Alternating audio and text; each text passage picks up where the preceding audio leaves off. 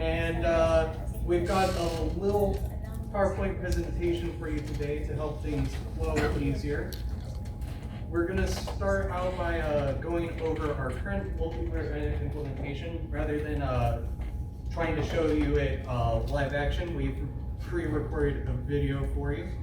So start out, go ahead in game. You can see you have a Steam client up. You can even go to your friends and have the option for remote play. There's even the ability to view achievements. This will allow us to implement Steam achievements later on, should we want. You can see, obviously it's linked to my account. Go ahead and hit host the session, and just sitting there waiting for someone to join the lobby in just a second.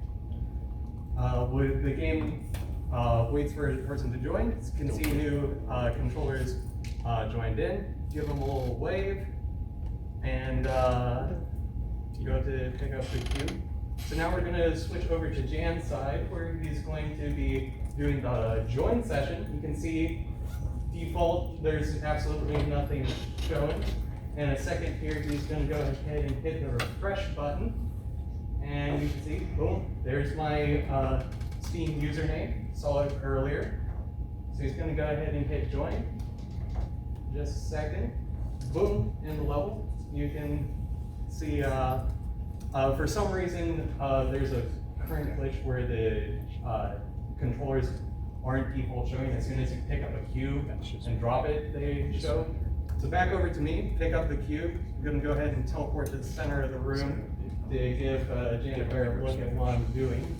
And you can see I'm sitting there controlling the gun, making it shoot, looking around, having it point where I'm pointing. And we're going to switch back over to Jan, and you can see me there in the center of the room. You can see the gun moving around, aiming exactly where I am. As soon as I drop that that cube, you can now see my remotes. So we'll have to figure out what that problem is. But that's currently what we have for our multiplayer connection. So moving on, we have a slide talking about the reduced project scope that Dr. Yoon covered for a second. We're reducing our scope to no longer include the piloting mechanic, and the game will now be a stationary point-of-event shooter. The main reasons for doing that is outside of myself, no one in our team has worked on producing a game before.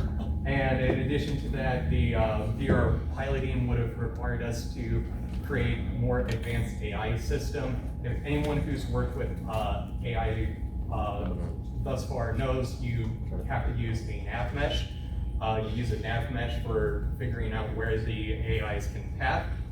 There's no way to do that when you don't have a ground to link the nav mesh to, so that creates some problems. So we decided to just scrap that mechanic, and it's now going to be a single/multiplayer game where you're going to be seeing what we had in our previous demos, where you are stationary in a position, defending it against incoming waves of enemies.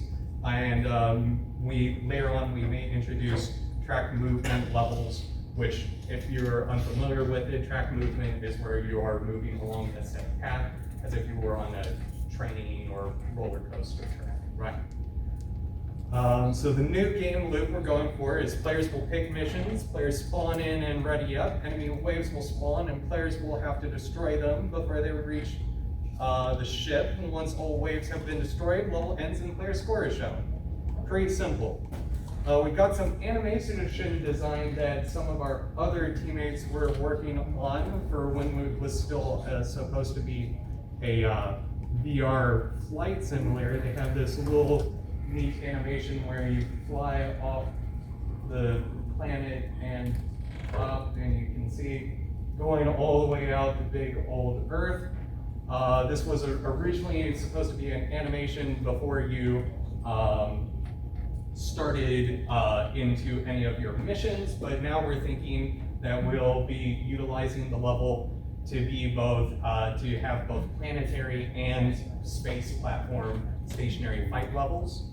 So we're going to be repurposing that, but they went ahead and have that animation done. So we decided to include it. We're also going to have the menu and player lobbies hosted on the surface level that you saw at the start there. Finally, we've got a little gameplay demo that Jan set up, so we can go ahead and show you our game without having to set up the headset. So let's go ahead, and there is audio to this. It's not playing through the speakers though.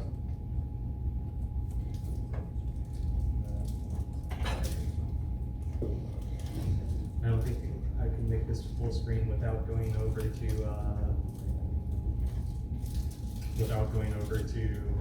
a browser client.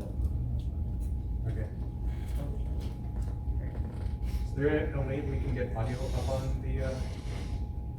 Just open the audio on your laptop.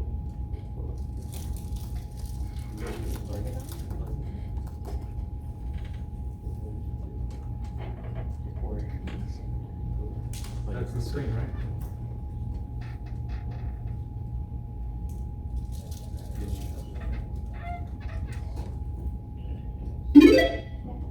All right.